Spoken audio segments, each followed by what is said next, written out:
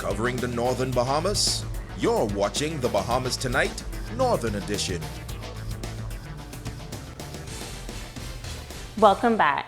Some 17 women from the Pine Ridge constituency are now able to communicate using sign language.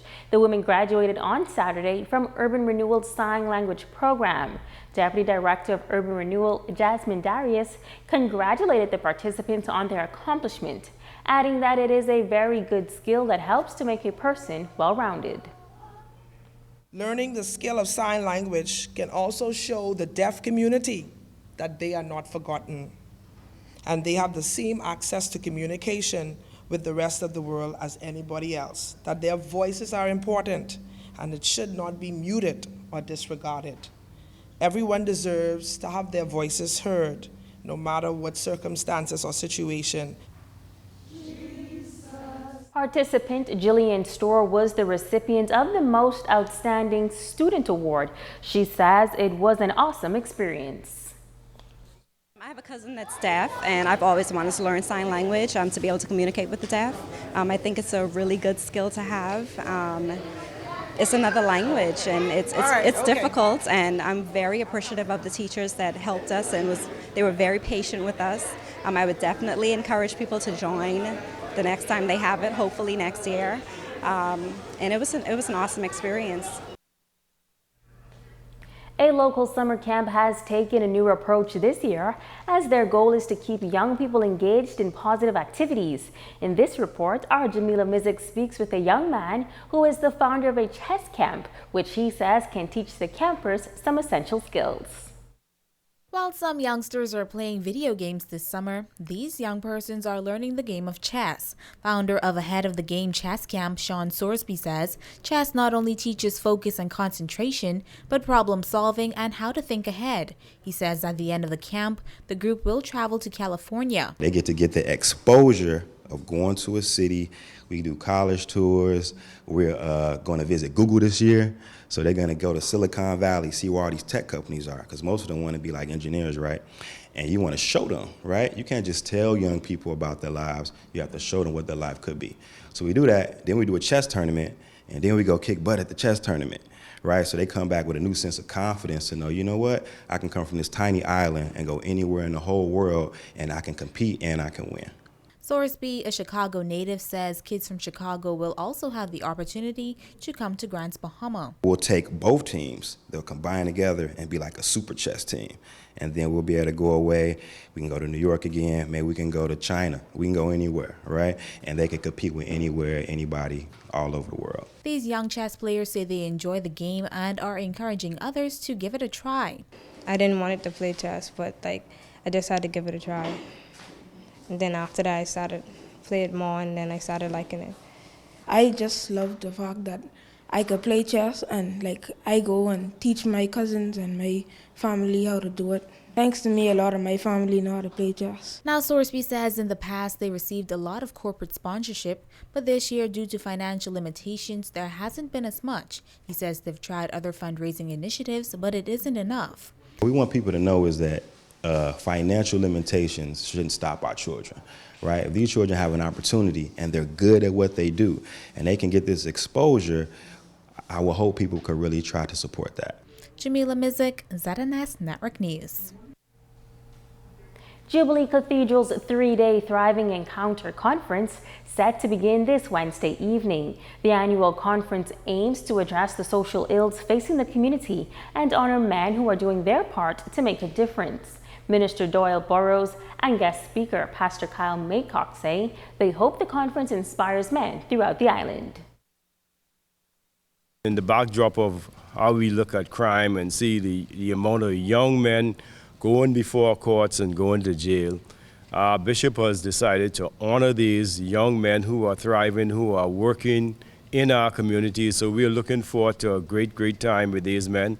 Most of them, they were surprised to be honored, and we encourage them. It's a good thing, and so this is just for us to say thank you for these men, and hopefully that they will continue the work that they're doing in our communities. You know, just to share some of the experiences I've had as a young leader, some of the victories, some of the failures, and most of all, the role that I believe faith in God has played in any success or any accomplishments that we've accomplished at this phase in our life.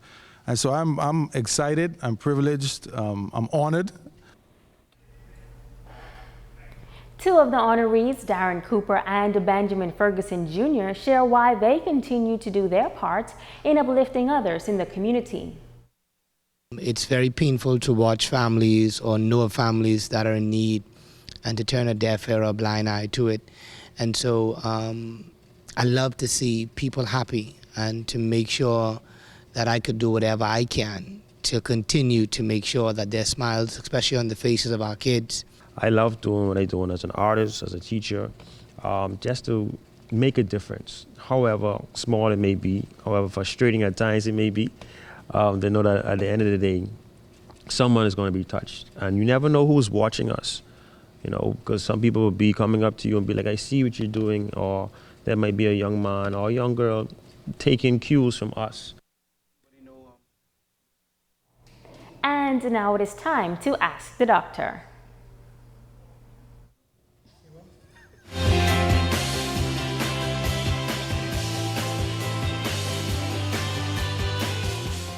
Hi and welcome. Rosa asked, are women more at risk for heart disease than men? Your question is so timely, Rosa, and thanks for asking it.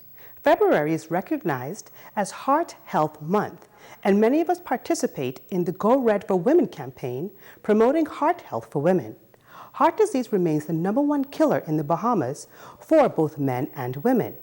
But one reason we try to raise awareness of heart disease, particularly in women, is because their symptoms may be different and they may not experience the so-called typical symptoms such as chest pain, left arm pain, or shortness of breath.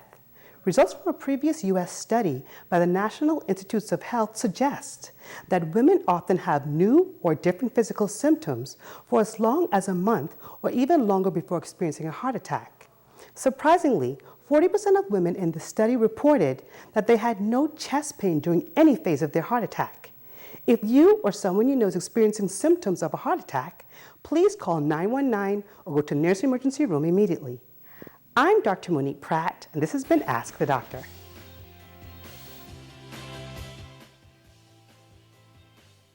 So let's have a conversation. No, not a conversation where we're drawing a bunch of lines on a whiteboard. Faith, passion, and determination are the keys to success for this young entrepreneur, Bernard Sweeting. He's the president and director of Digital Media Visionary Limited. Bernard says from the age of 10, he was good at designing websites, so he knew that he needed a creative outlet. He says it was his plan to go to college after graduating from Jack Hayward High School, but the funds and support was just not there. I spent probably like a year kind of looking for work, and I was like 17 years old, so a lot of people were like, oh, we're not hiring you because you're like 17, not 18 yet. And so I finally got an opportunity with this company over here, just basically doing website design and so forth like that. Bernard is also a recipient of Professional Services Bahamas 40 Under 40 Award. He says he knew that God had a plan for his life, and that plan was for him to become an entrepreneur. Like, it was 2017, and I knew God was like, it's time, it's time. And it's like, I don't know, I want to make sure I secure enough money and whatever else, but then it came to a point where I was pushed. Shortly after, he received a grant which helped him to get his company started, which focuses on website design and digital marketing strategies. We've had the opportunity to work with a number of SMEs and even some corporations. We enjoy working relationships with the Bahama Port Authority, Bahama Power Company, DevCo, KFC Pizza, a lot of different people. And yeah, literally, I'm surprised at this stage, even still managing a small team, that we've managed to get here in such a short amount of time. Coming from somewhere where I came out of poverty to running a 6-figure business in less than 2 years, I constantly had to keep myself humble because I'm like, this isn't me. Now, he says he did not have an easy childhood, but it's not about where you started, it's all about where you end up. If you're someone who's looking for an opportunity, or especially in Grand Bahama right now, you have to create it. And the way you do it is you plan. For people out there who might even be on their jobs right now, you can be a gas attendant, you can be an executive. Plan. Literally find a way, if you have to talk to a financial advisor, budget to fund your dream. And once you can be able to fund your dream, then you can go take that leap.